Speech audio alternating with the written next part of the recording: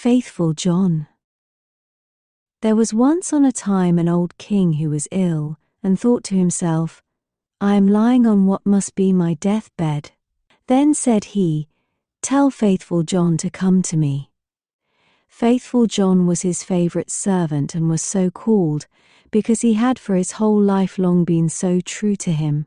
When therefore he came beside the bed, the king said to him, Most faithful John, I feel my end approaching, and have no anxiety except about my son. He is still of tender age, and cannot always know how to guide himself. If thou dost not promise me to teach him everything that he ought to know, and to be his foster father, I cannot close my eyes in peace. Then answered Faithful John, I will not forsake him, and will serve him with fidelity, even if it should cost me my life. On this the old king said, Now I die in comfort and peace. Then he added, After my death thou shalt show him the whole castle, all the chambers, halls, and vaults, and all the treasures which lie therein, but the last chamber in the long gallery, in which is the picture of the princess of the golden dwelling, shalt thou not show. If he sees that picture, he will fall violently in love with her, and will drop down in a swoon, and go through great danger for her sake. Therefore thou must preserve him from that. And when Faithful John had once more given his promise to the old king about this, the king said no more, but laid his head on his pillow, and died. When the old king had been carried to his grave, Faithful John told the young king all that he had promised his father on his deathbed, and said, This will I assuredly perform, and will be faithful to thee, as I have been faithful to him, even if it should cost me my life. When the mourning was over, Faithful John said to him, It is now time that thou shouldst see thine inheritance. I will show thee thy father's palace. Then he took him about everywhere, up and down, and let him see all the riches, and the magnificent apartments. Only there was one room which he did not open, that in which hung the dangerous picture. The picture was, however, so placed that when the door was opened, you looked straight on it, and it was so admirably painted that it seemed to breathe and live, and there was nothing more charming or more beautiful in the whole world. The young king, however, plainly remarked that Faithful John always walked past this one door, and said, Why dost thou never open this one for me? There is something within it, he replied, which would terrify thee. But the king answered, I have seen all the palace, and I will know what is in this room also. And he went and tried to break open the door by force. Then Faithful John held him back and said, I promised thy father before his death, that thou shouldst not see that which is in this chamber. It might bring the greatest misfortune on thee and on me. Ah, no, replied the young king. If I do not go in, it will be my certain destruction. I should have no rest day or night until I had seen it with my own eyes. I shall not leave the place now until thou hast unlocked the door. Then Faithful John saw that there was no help for it now, and with a heavy heart and many sighs, sought out the key from the great bunch. When he had opened the door, he went in first, and thought by standing before him he could hide the portrait so that the king should not see it in front of him.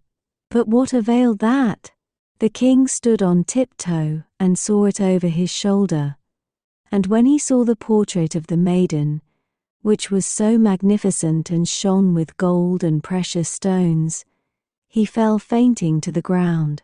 Faithful John took him up, carried him to his bed, and sorrowfully thought, The misfortune has befallen us, Lord God, what will be the end of it?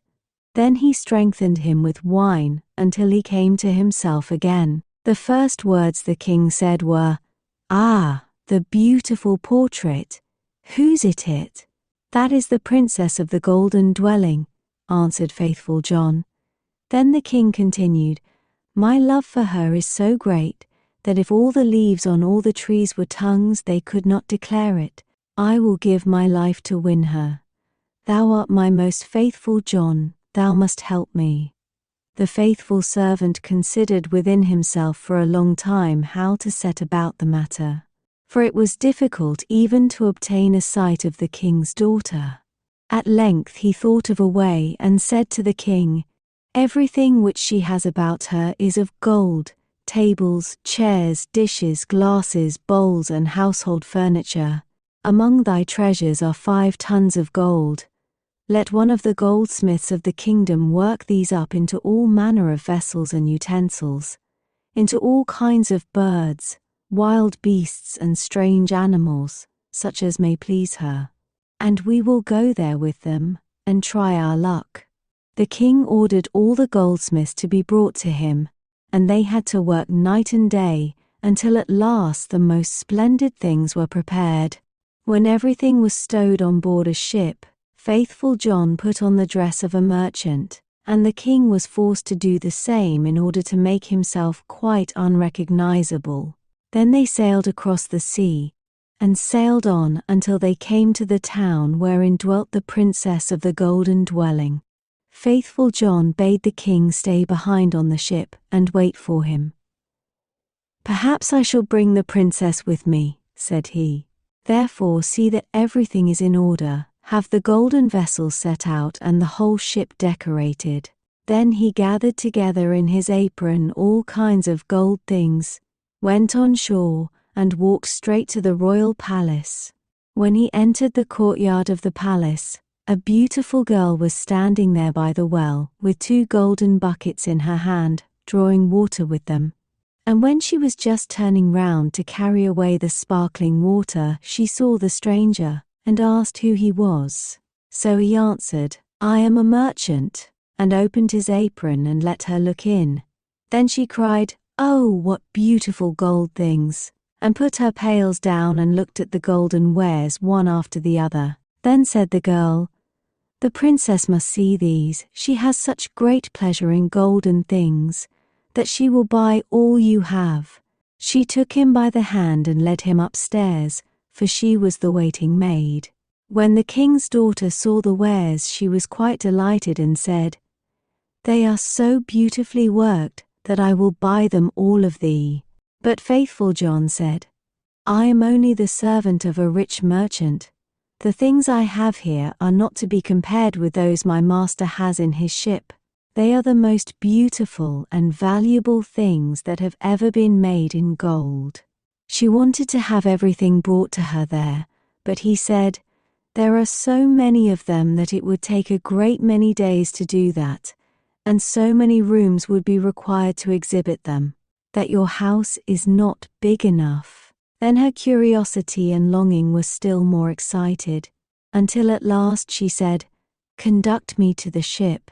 I will go there myself, and behold the treasures of thine master." On this faithful John was quite delighted, and led her to the ship. And when the king saw her, he perceived that her beauty was even greater than the picture had represented it to be, and thought no other than that his heart would burst in twain. Then she got into the ship, and the king led her within.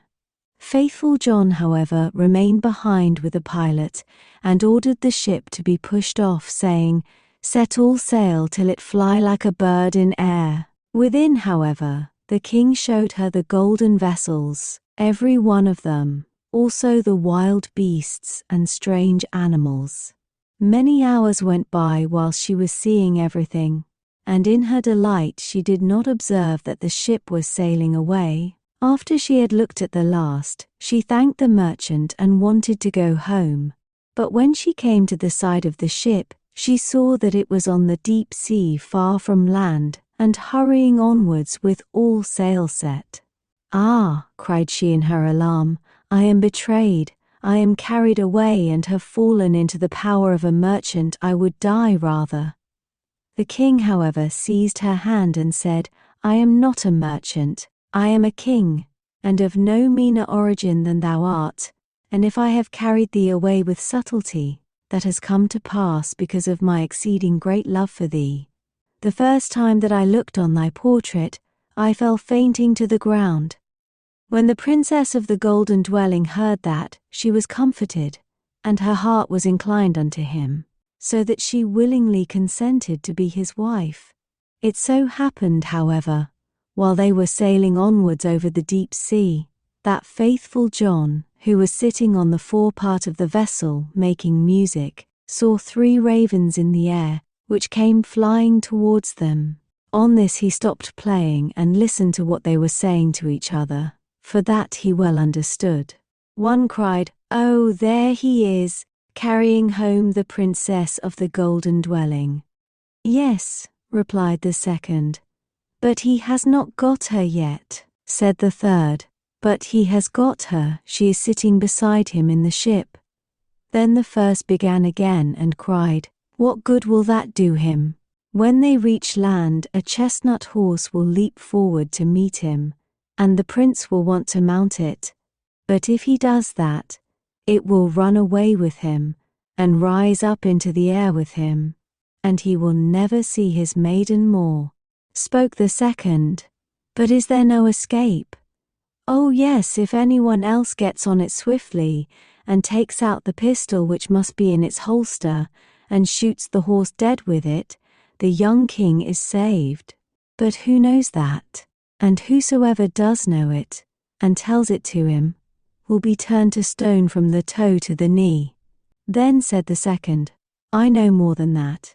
Even if the horse be killed, the young king will still not keep his bride. When they go into the castle together, a wrought bridal garment will be lying there in a dish, and looking as if it were woven of gold and silver. It is, however, nothing but sulphur and pitch, and if he put it on, it will burn him to the very bone and marrow." Said the third, "Is there no escape at all?" "Oh yes," replied the second. "If anyone with gloves on seizes the garment and throws it into the fire and burns it, the young king will be saved. But what avails that? Whosoever knows it and tells it to him, half his body will become stone from the knee to the heart." Then said the third, "I know still more. Even if the bridal garment be burnt, the young king will still not have his bride. After the wedding, when the dancing begins and the young queen is dancing, she will suddenly turn pale and fall down as if dead. And if someone does not lift her up and draw 3 drops of blood from her right breast and spit them out again, she will die. But if anyone who knows that were to declare it, he would become stone from the crown of his head to the sole of his foot." When the ravens had spoken of this together, they flew onwards, and faithful John had well understood everything, but from that time forth he became quiet and sad, for if he concealed what he had heard from his master, the latter would be unfortunate, and if he discovered it to him, he himself must sacrifice his life. At length, however, he said to himself, "I will save my master, even if it bring destruction on myself." When therefore they came to shore, all happened as had been foretold by the ravens, and a magnificent chestnut horse sprang forward. "Good," said the king, "he shall carry me to my palace," and was about to mount it when faithful John got before him, jumped quickly on it, drew the pistol out of the holster, and shot the horse.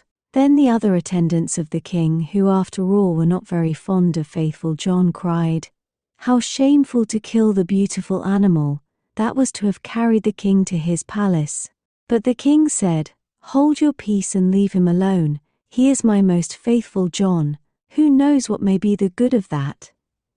They went into the palace, and in the hall there stood a dish, and therein lay the bridal garment, looking no otherwise than as if it were made of gold and silver. The young king went towards it and was about to take hold of it, but faithful John pushed him away, seized it with gloves on, carried it quickly to the fire and burnt it. The other attendants again began to murmur and said, "Behold, now he is even burning the king's bridal garment." But the young king said, "Who knows what good he may have done? Leave him alone. He is my most faithful John." And now the wedding was solemnized. The dance began, and the bride also took part in it. Then faithful John was watchful and looked into her face, and suddenly she turned pale and fell to the ground, as if she were dead.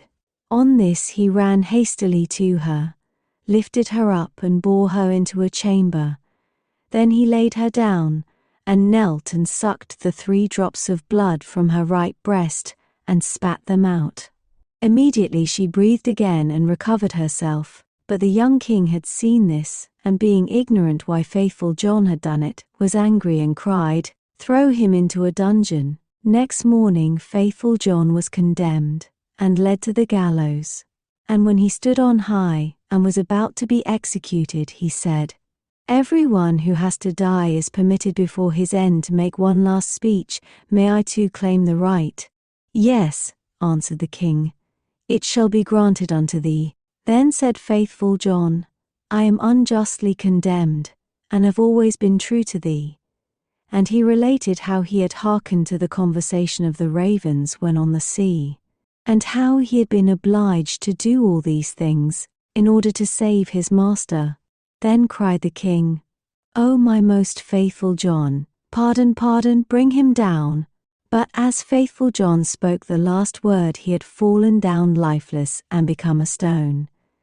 Thereupon the king and the queen suffered great anguish, and the king said, "Ah, how ill I have requited great fidelity," and ordered the stone figure to be taken up and placed in his bedroom beside his bed.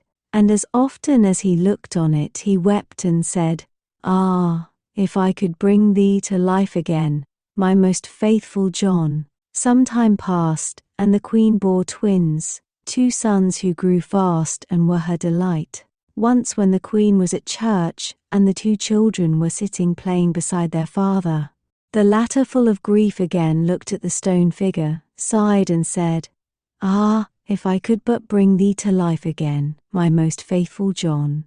Then the stone began to speak and said, "Thou canst bring me to life again, if thou wilt use for that purpose what is dearest to thee."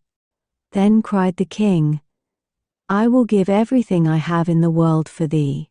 The stone continued, "If thou wilt will cut off the heads of thy 2 children with thine own hand, and sprinkle me with their blood, I shall be restored to life." The king was terrified when he heard that he himself must kill his dearest children, but he thought of faithful John's great fidelity and how he had died for him, drew his sword, and with his own hand cut off the children's heads.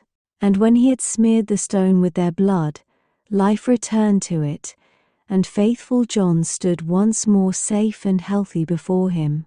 He said to the king, "Thy truth shall not go unrewarded," and took the heads of the children, put them on again, and rubbed the wounds with their blood, on which they became whole again immediately, and jumped about, and went on playing as if nothing had happened. Then the king was full of joy, and when he saw the queen coming, he hid faithful John and the 2 children in a great cupboard. When she entered, he said to her, "Hast thou been praying in the church?" "Yes," answered she, "but I have constantly been thinking of faithful John, and what misfortune has befallen him through us."